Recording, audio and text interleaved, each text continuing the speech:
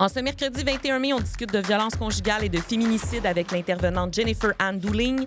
On fait le point sur la présence de pesticides dans la rivière Châteauguay. On revient sur le rapport d'enquête au sujet de la ville de Beauharnois et on parle du déménagement de Moisson-Rive-Sud à Saint-Hubert. Ceci n'est pas une revue de presse en compagnie des journalistes Audrey Leduc-Brodeur et Valérie Lessard, un balado de Gravité Média. Dans la dernière semaine, 2 femmes ont été assassinées dans un contexte conjugal et une 3e femme a été gravement blessée. Il y a d'abord eu Simone Mahan, résidente de Châteauguay. Son conjoint a été arrêté et accusé de meurtre.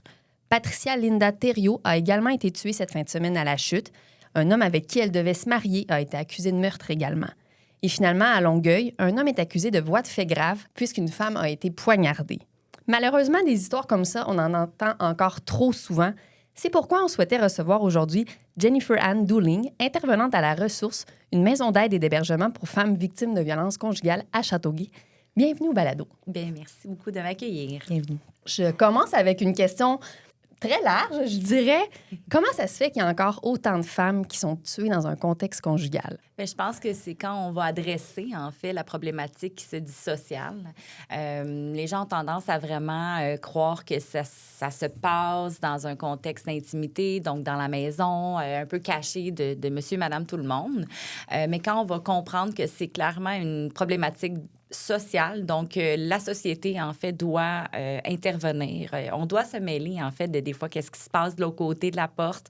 Je pense que tout le monde a déjà vécu dans sa vie, dans un souper de famille, à l'épicerie, un peu partout, là, des situations où on était mal à l'aise, mais qu'on n'osait pas, en fait, intervenir. C'est vraiment, je pense, ce qui va faire la différence là, auprès là, de ces féminicides-là qui, malheureusement, arrivent beaucoup trop. C'est sûr et certain qu'il y a un contexte aussi judiciaire. On doit changer nos pratiques. C'est un processus qui est déjà enclenché quand on parle du contrôle coercitif, quand on parle des changements, les tribunaux spécialisés. Par contre, je pense que c'est ça. On doit vraiment là, sensibiliser, en fait, tous les actrices, tous les acteurs là, de tous les milieux, en fait, puis dire, là, c'est un problème que nous devons adresser maintenant et on doit le faire ensemble, tout le monde. Puis Valérie l'a dit, un des féminicides a eu lieu sur le territoire de La Ressource. Comment on se sent quand ça se passe aussi chez nous? Ça fait 15 ans que je travaille à La Ressource, donc des féminicides près. Il y en a eu à Mercier, Saint-Isidore. L'année dernière, il y en a eu 4 sur notre territoire aussi. Mais dans notre ville, c'était bouleversant. Quand c'est arrivé, moi, j'étais en train de donner une formation, en fait, puis j'étais complètement là, anéantie. Je me suis dit, c'est une de nous, c'est quelqu'une qu'on a croisée, probablement quelque part. C'est une maman. Donc, ça peut être n'importe qui, en fait. C'est ça qui vient un peu chambouler tout le monde, puis brasser, là, trembler, là, vraiment. Notre équipe a été vraiment touchée par ce féminicide-là, pas plus qu'une autre. Mais de dire qu'est-ce qui se passe, qu'est-ce qu'on doit faire pour changer. Tu sais, nous, on a vraiment un réseau des partenaires. On travaille énormément en collaboration avec tous les, que ce soit avec AVIF, au niveau des hommes, les policiers, toutes les instances. Qu'est-ce qui nous a échappé? Qu'est-ce qui est arrivé, en fait, pour que, malheureusement, cette femme-là là, ait laissé sa vie, là? Un sentiment d'impuissance, peut-être? Gros sentiment d'impuissance, d'injustice, de colère, mais beaucoup de tristesse. Là. Lorsqu'on a fait la vigie, j'étais vraiment émotive. Très difficile pour moi là, de garder un peu mon côté plus neutre là, comme intervenante, mais c'est une de nous, en fait. C'est ça l'affaire, c'est qu'on doit se le rappeler que ça peut être n'importe qui, n'importe quelle femme. Moi, je peux être victime de ce genre de situation-là, même si les drapeaux rouges, on les connaît, on travaille avec eux là, tous les jours, mais c'est vraiment ça, en fait, qu'on doit comprendre, c'est que la prochaine est encore en vie, puis ça peut être une quelqu'une qu'on connaît, en fait. Vous avez dit au début que c'est un problème social auquel, dans le fond, tout le monde doit s'intéresser. Pourtant, moi, j'ai l'impression que depuis quelques années, on parle davantage de violence conjugale sur la sphère publique. Là. On utilise maintenant le terme féminicide. Est-ce que il y a aussi davantage de femmes qui vont chercher de l'aide, des femmes victimes de violences conjugales? Est-ce qu'on en entend plus parler parce que y a plus de gens qui dénoncent? Tout à fait. Je pense qu'il y a vraiment eu comme une explosion de demandes d'aide là, dans la situation de la pandémie, en fait. Pourquoi? C'est que là, tout était fermé. Hein? C'était vraiment comme, pas à huis clos, mais vraiment, il y avait une réalité sociale. Puis là, les gens craignaient parce qu'elles se retrouvaient finalement au quotidien avec leur agresseur, l'auteur de violence. Est-ce qu'il y a plus de dénonciations, si on parle, mettons, du côté policier, judiciaire? Je crois pas qu'il y en a plus. Je pense que les femmes sont davantage informées. Nous, par contre, on a vraiment eu une explosion dans nos services là, de demande d'aide. Est-ce que c'est de par le fait que lors de la pandémie, tous nos réseaux sociaux ont été mis de l'avant, ont été développés, on était vraiment beaucoup plus présentes? Peut-être. On en parle plus, puis heureusement, on nomme le féminicide et non drame familial, parce qu'un féminicide, c'est une femme qui a été assassinée parce qu'elle est une femme, que ce soit ou non dans un contexte de violence conjugale. Il y a des avancées. Je pense que oui. Par contre, pourquoi? Pourquoi il y en a encore autant? Je pense que c'est une question qu'on peut malheureusement pas répondre. Et c'est toujours aussi touchant puis troublant, tu sais, qu'il y en a encore une. Puis j'aimerais tellement ça dire, ben non, il y en aura plus, c'est fini à partir d'aujourd'hui. Puis malheureusement, ben on le sait que ça va arriver, là. Donc oui, il y a beaucoup plus de dénonciations, mais je pense que c'est une problématique qui reste encore taboue, qui se passe dans l'ordre d'intimité. Puis ça, les gens, ben ils veulent pas. On vit dans une société très individualiste, donc c'est très difficile pour nous de se mêler, dans le fond, à ce qui se passe de l'autre côté de la porte, là. Le mirage là, de la petite famille ou du couple parfait. Oui, puis c'est ce qu'on voit dans les nouvelles. Tu sais, les voisins, ça sort. Ben voyons, c'était un homme impliqué. Ils prenaient leur marche. Tout allait super bien. Oui, mais c'est sûr que là, tu sais, après, si on parle de la situation de Châteauguay, là, on commence à entendre, ben finalement, moi, j'avais telle information. Ben moi, j'avais telle chose. Il était peut-être en instance de séparation. Oui. Et puis, on le voit dans la majorité, en fait, des féminicides, lorsqu'il y a une séparation en cours, un moment critique, garde d'enfants, documents, signature. C'est vraiment un niveau de risque qui est très, très important. Et des fois, ça peut être banalisé de beaucoup de proches et surtout de la femme qui, il m'a jamais touchée avant. Tu sais, souvent, l'homicide peut être, dans le fond, le féminicide peut être vraiment le premier élément de violence physique qui est fatal, malheureusement, là. Parce que je me demandais, les femmes qui viennent vous voir, est-ce que c'est parce qu'elles ont la peur de mourir carrément? Est-ce que c'est ça l'élément déclencheur? Qu'est-ce qui fait en sorte là, qu'elles ont des signes, oui, je vais vers cet organisme-là, la ressource? Est-ce qu'il y en a que c'est à ce point-là? Il y en a tout à fait. Par contre, je dirais la majorité des femmes actuellement en maison d'hébergement, c'est des femmes qui n'ont pas nécessairement vécu de la violence physique, donc ni sexuelle. C'est des femmes qui ont vécu beaucoup de violences psychologiques, du harcèlement, du contrôle coercitif, toutes des choses qui, malheureusement, à l'heure actuelle, ne sont pas criminelles. On tend vers ça là, dans les différents articles de loi qui vont changer, je le souhaite. Donc, la majorité ont peur, ont des craintes, mais pas nécessairement pour leur vie. Ont des craintes au quotidien. C'est vraiment une hypervigilance qui est constamment là, de dire, qu'est-ce qui va arriver? Qu'est-ce qui va arriver à mes enfants? Hein? Puis la question qu'on se dit souvent, ou un mythe qu'on doit casser, en fait, c'est vraiment... mais pourquoi elle retourne? Pourquoi qu'elle quitte pas définitivement la relation?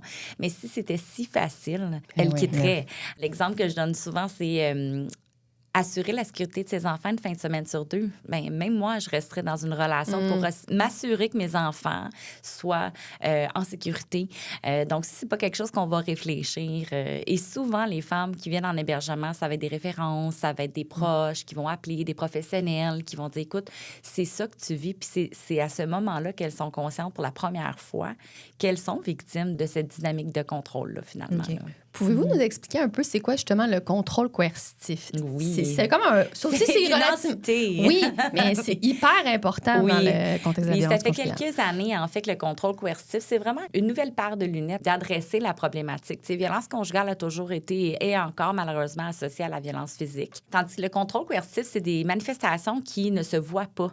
Hein, on parle de gaslighting, on parle d'harcèlement, de la surveillance, les géolocalisations. C'est toutes des choses qui sont apparues dans notre vie pas très longtemps, mais qui, drôlement, quand sont sous la main d'un auteur de violence, un homme, un manipulateur, peuvent devenir très dangereux, finalement, là, comme manifestation. Donc, le contrôle coercitif, c'est vraiment une façon de venir dominer, maintenir le contrôle là, sur la victime, dans le fond, pour vraiment la priver de sa liberté, faire en sorte qu'elle ne se sent pas libre.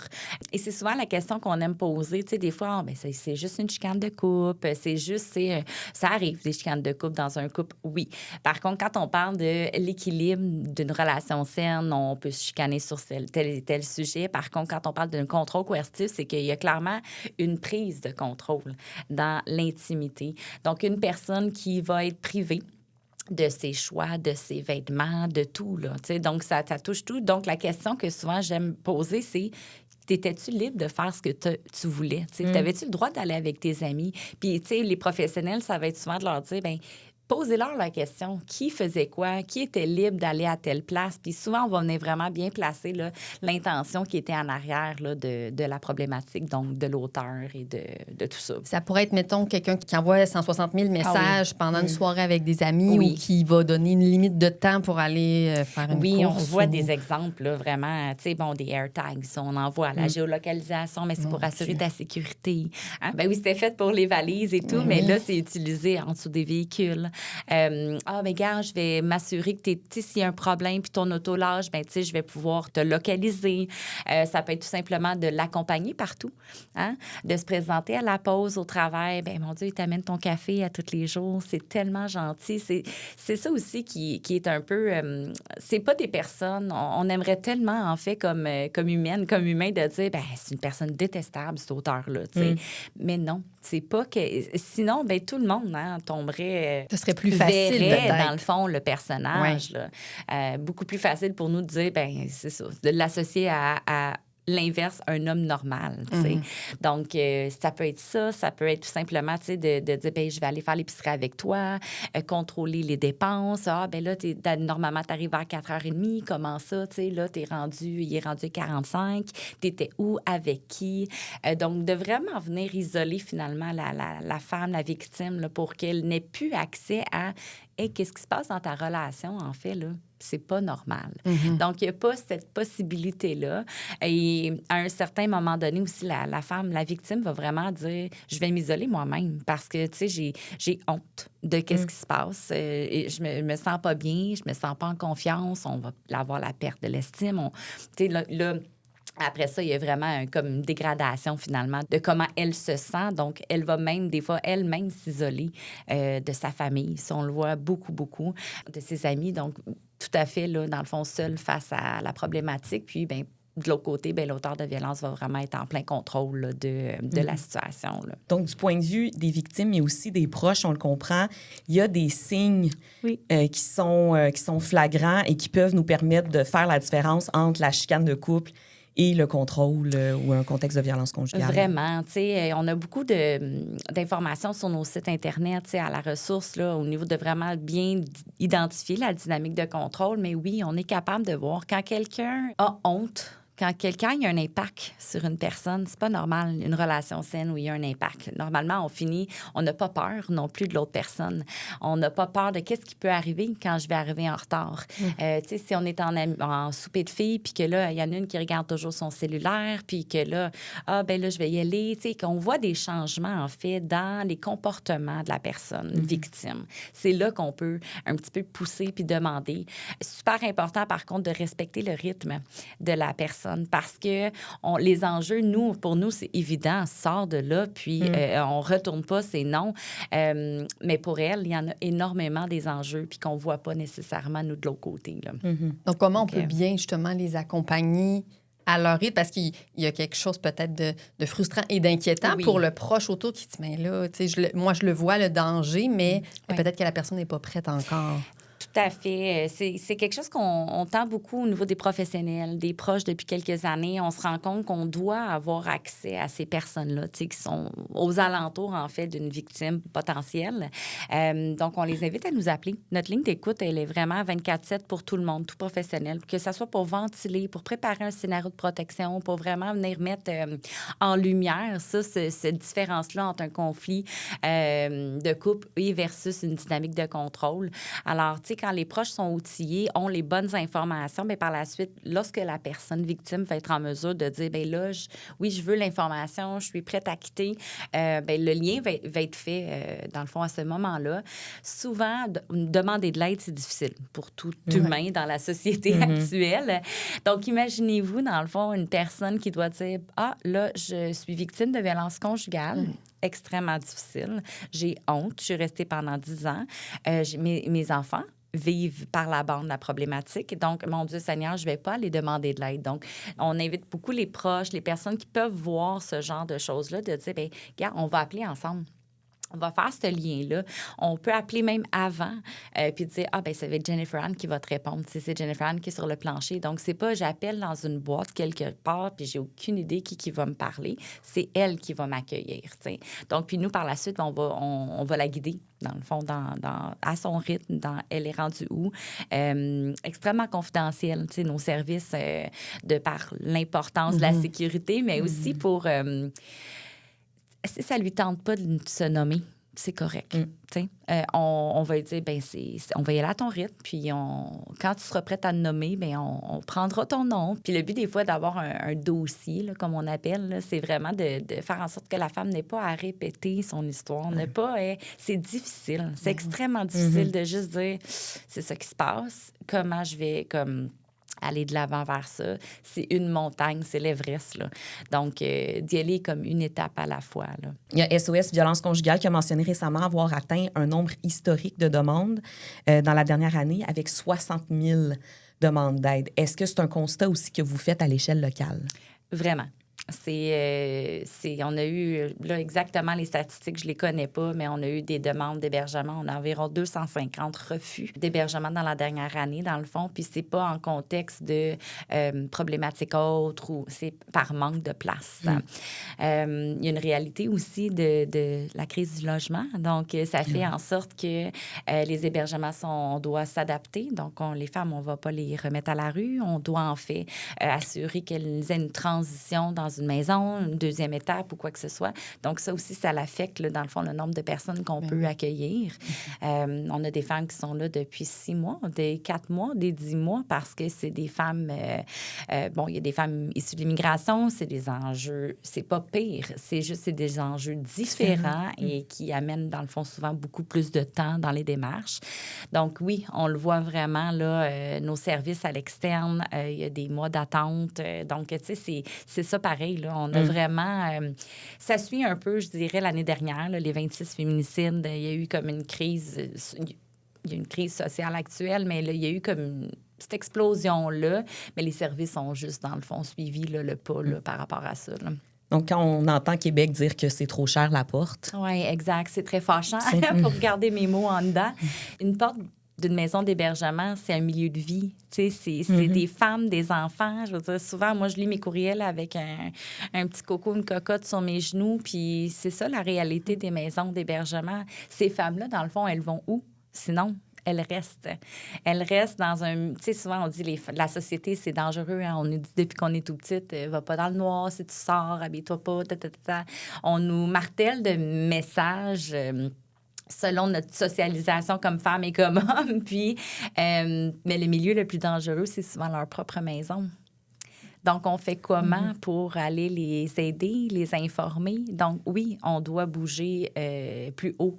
Des mesures doivent bouger autant au niveau des logements, justement, accessibles, au niveau des logements sociaux. Ça aussi, ça doit bouger parce que ça affecte les femmes. C'est un réel impact sur les femmes victimes de violences conjugales, là. Ici. Vous dites que vous devez refuser, dans le fond, des demandes d'hébergement. Qu'est-ce qui se passe dans ce temps-là? Avec SOS Violence conjugale, on a comme une petite tablette. Donc, SOS doit téléphoner toutes les maisons d'hébergement là, à travers la province pour voir les disponibilités. Okay. Donc, lorsque une femme va nous contacter directement à la ressource et qu'on n'a pas de disponibilité, on assure toujours, on évalue le niveau de risque et tout parce que si c'est le cas, il y a une intervention. On a quand même une genre de chambre d'urgence. Okay. On ne va pas laisser une femme qui est séquestrée à Châteauguay ou à Candiac ou peu importe. Donc, on va faire le lien avec SOS Violence conjugale. On va l'inviter à nous rappeler la femme s'il y a quoi que ce soit, mais ça a des impacts. Ça peut vouloir dire qu'une femme qui demeure, par exemple, ici sur notre territoire, doit se déplacer à Granby. Donc, là, on a les enfants impactés au niveau de l'école. On a le travail souvent de la famille. On a de la femme. Donc, ça a des impacts, mais pour assurer la sécurité, c'est important. Vraiment, il n'y a pas de limite de territoire. On a également l'AFU qui est vraiment qui nous sauve parce qu'on n'a plus de place en maison d'hébergement. Puis ça, c'est via les intervenantes des maisons d'hébergement et via SOS.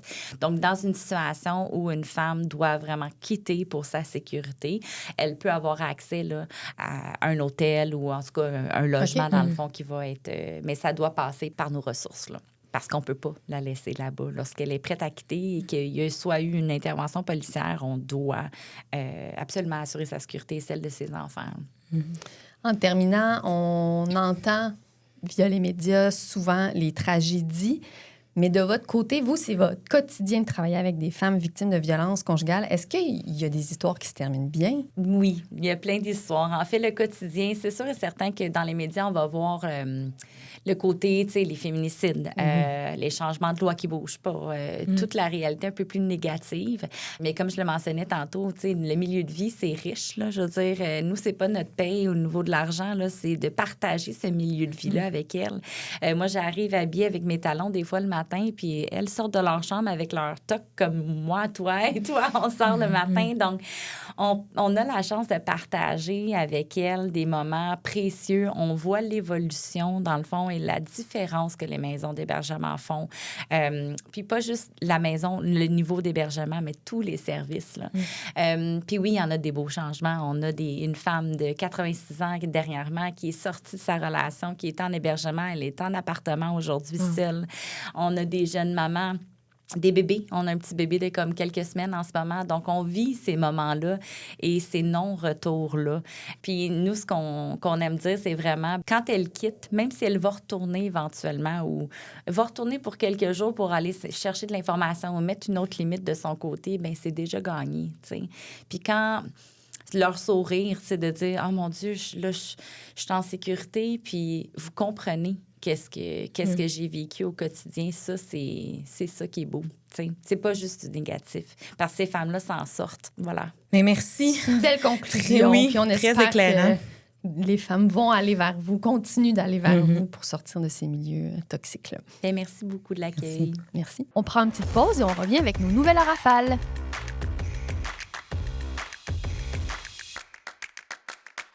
La Commission municipale du Québec a rendu public son rapport d'enquête au sujet de la ville de Beauharnois. Le rapport ne relève pas un abus des fonds publics, mais souligne l'absence de procédures pouvant conduire à des actes répréhensibles. La Commission avait fait une enquête au début de l'année à la suite d'un reportage du Journal de Montréal qui s'intéressait aux dépenses dans les municipalités. Il rapportait plusieurs exemples à Beauharnois où des milliers de dollars ont été dépensés sur la carte de crédit de la municipalité pour des activités sociales, principalement au cours des 2 dernières années. Comme mentionné, la Commission dit ne pas pouvoir conclure à un abus de fonds publics, mais se dit préoccupée par le manque d'encadrement et de contrôle des dépenses. La Commission recommande à la Ville de Beauharnois de déposer le rapport d'enquête au prochain conseil municipal, de se munir d'un règlement sur le remboursement des dépenses, excluant celles reliées à l'achat d'alcool, de définir les dépenses admissibles et d'adopter une politique sur l'utilisation de la carte de crédit en y insérant des mécanismes de contrôle.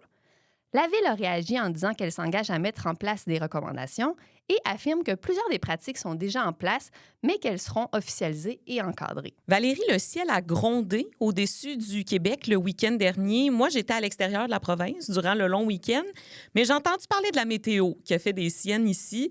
Une succession d'averses et d'orages qui a balayé la région, mais c'est surtout un événement, disons, spectaculaire survenu samedi soir qui retient l'attention. Une possible tornade aurait été aperçue près d'Arwick, en Montérégie, et une enquête d'Environnement Canada à ce sujet est en cours. Heureusement, aucun dommage n'aurait été rapporté. La Sûreté du Québec n'a pas non plus reçu d'appel à la suite du passage de la tornade samedi, dont l'intensité doit être mesurée par Environnement Canada. Une étude québécoise menée par une équipe de chercheurs de l'Université de Montréal a permis de découvrir que les pesticides que l'on retrouve dans l'eau de la rivière Châteauguay se retrouvent dans l'eau potable, même si elle est traitée dans une usine de production d'eau potable. Les chercheurs se sont intéressés à 46 pesticides et 8 molécules qui proviennent de pesticides qu'on retrouve dans la rivière Châteauguay. Et cette rivière-là avait été choisie ou ciblée, entre autres, parce qu'elle traverse un milieu très agricole. Des échantillons ont été pris 2 fois par semaine dans une usine de traitement d'eau potable de 2021 à 2023 et aucune réduction significative des concentrations de pesticides n'ont été observées une fois l'eau traitée. Il faut préciser que l'eau testée a toujours respecté les normes en vigueur au Québec, mais un des points des chercheurs, c'est justement que les normes sont peu sévères ici par rapport aux pesticides comparés à ceux en Europe. Le maire de Châteauguay a été interpellé par plusieurs citoyens à ce sujet. Celui-ci a réitéré que l'eau produite est de qualité et que l'étude n'a pas été faite à Châteauguay. D'ailleurs, le chercheur nous a dit que la ville qui a collaboré souhaitait rester anonyme. Moisson Rive-Sud vient de s'installer dans ses nouveaux locaux à Longueuil, en plein cœur de la zone aéroportuaire. Il s'agit d'un changement nécessaire parce que la demande en aide alimentaire ne fait qu'augmenter depuis 5 ans. L'organisme qui dessert toute la Montérégie fait face à un double défi. De plus en plus de gens cognent à sa porte, y compris des travailleurs et des aînés, pendant que les dons, eux, sont à la baisse. Le résultat est que Moisson Rive-Sud n'a pas eu le choix de commencer à acheter une partie de ses denrées. En 2024, on parle d'une dépense de 3,5 millions de dollars. Cette hausse des besoins s'explique entre autres par le fait que même des gens qui ont un revenu ne s'en sortent plus. En parallèle, les épiceries ont appris à mieux gérer leur stock depuis la pandémie, donc elles donnent moins. Et les applications pour acheter de la nourriture à rabais près de sa date limite font aussi leur effet. C'est pourquoi Moisson Rive-Sud a investi 13 millions de dollars pour construire un entrepôt 3 fois plus grand. Une nouvelle passe migratoire pour les poissons a été aménagée dans le parc La Frayère à Boucherville. Le projet est conçu par Canard Illimité et le ministère de l'Environnement et de la lutte contre les changements climatiques, de la faune et des parcs. L'ouvrage remplace une ancienne structure construite en 2003 qui, après analyse, ne permettait pas une remontée optimale de certaines espèces vers la Frayère. La nouvelle structure a été pensée pour faciliter la remontée des espèces de poissons comme la perche chaude et le grand brochet, qui, contrairement au saumon ou à la truite, ne peuvent pas faire de grands bonds pour remonter le courant. Les poissons du Saint-Laurent remontent la passe migratoire pour déposer leurs œufs dans la plaine inondable et retournent au fleuve au début de l'été par une porte du barrage qui est abaissée manuellement. Les travaux ont nécessité un investissement d'1,1 million de dollars.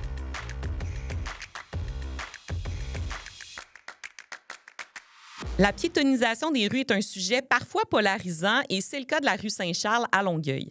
La journaliste Ali Dosti nous explique pourquoi des commerçants et des citoyens sont pour alors que d'autres sont contre. On ne dévoile pas de punch ici, le stationnement est controversé. Une vidéo à regarder sur les plateformes de Ma Vie, ma région. À surveiller cette semaine, pour les personnes intéressées à l'étude sur la rivière Châteauguay et les pesticides dont j'ai parlé plus tôt, le chercheur Sébastien Sauvé présentera une conférence le 29 mai à Sainte-Martine à 18h45.